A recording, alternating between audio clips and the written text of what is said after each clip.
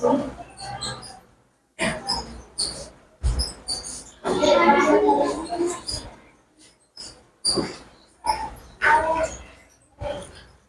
Morning बच्चों। आज हम यहाँ पर अपना विज्ञान विषय पढ़ेंगे। विज्ञान विषय क्या होता है?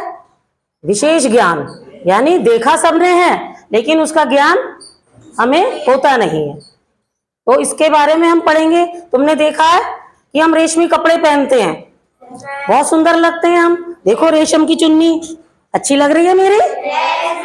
तो ये चुन्नी बनाने के लिए किसी को तो मेहनत करनी पड़ी थी। तो ये एक जो धागा रेशम का है, ये हमें रेशम कीट देता है। कौन देता है? रेशम कीट, यानी ये एक जानता रेशा है, क्योंकि रेशम का कीड़ा एक जंतु है।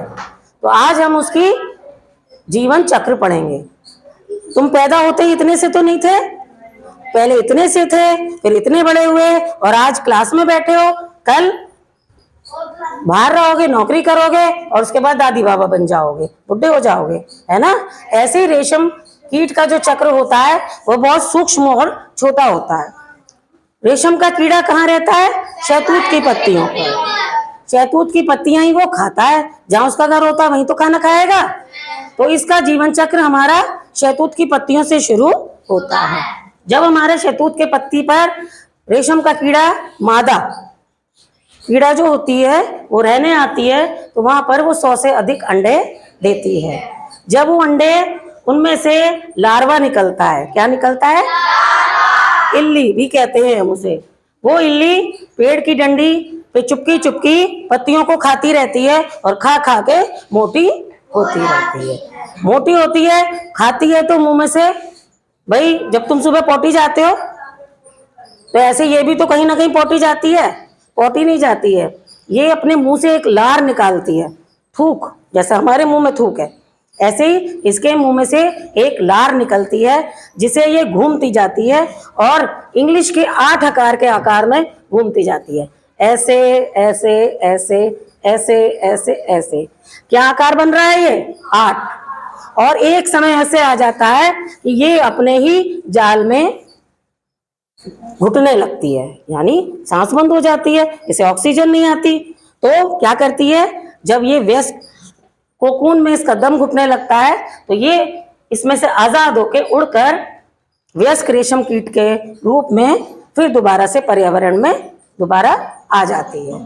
तो ये तो हमारी एक प्राकृतिक जीवन चक्र है, लेकिन हमने इसे अब कृषि के रूप में भी, एक फार्मिंग के रूप में, प्रौद्योगिकी के रूप में भी डेवलप किया है। तो रेशम कीड़े को पालने को हम सेरीकल्चर कहते हैं। क्या कहते हैं? सेरीकल्चर, रेशम कीट पालन। इसे हम नकली रूप से, यानी अपने आप से, जैसे मुर्गी पालते हैं, बकरी पालते हैं, ऐसे ही हम रेशम के कीड़ों को भी पालते हैं। तो रेशम के कीड़ों को पालने के लिए हम लकड़ी की पेटी में शहतूत की पत्तियां बिछा देते हैं, और उसमें आर्टिफिशियल रूप से, यानी कृत्रिम रूप से हम इनको पैदा करते हैं, और इन्हें बड़ा इनका जीवन चक्र चलाते हैं। अब हम एक बात और इसकी बताते हैं तुम्हें, रेशम कीड़े से संबंधित।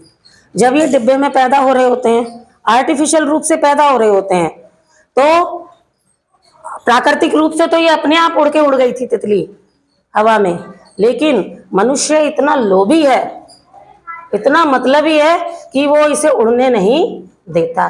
जिस समय कोकून कंप्लीट बन जाता है, तो कोकून को गर्म खौलते पानी में उबाल दिया जाता है। तो ये एक विडंबना भी है, लेकिन मनुष्य अपने हित के लिए ऐसा करता है। क्यों करता है? क्योंकि जब कीड़ा खुद उड़ता है तो वो रेशम के कीड़ों को काटता हुआ जाता है, तो वो कीड़ा, जो धागे हैं, वो टूट जाते हैं, टुकड़ों में बट जाते हैं, और अच्छी किस्म का रेशम हमें प्राप्त नहीं होता। लेकिन जब हम आर्टिफिशियल इसकी खेती करते हैं, तो कीड़े को उबाल दिया जाता है, जिसमें वो कोकून मर जाता है, और केवल हमें रेशम प्राप्त होता है। फिर उसे हम टैंकों में धोते हैं, और उसे हम नया धागा प्राप्त करते हैं, और फिर उससे हम अपने कपड़े बनाते हैं। एक बात और बताती हूँ बेटा, इंजेक्शन लगाने हॉस्पिटल में जाते हो तो कभी कभी चोट लग जाती है तो टांके भी लगते हैं। तो ये टांके कौन से धागे से लगते हैं? रेशम के धागे से।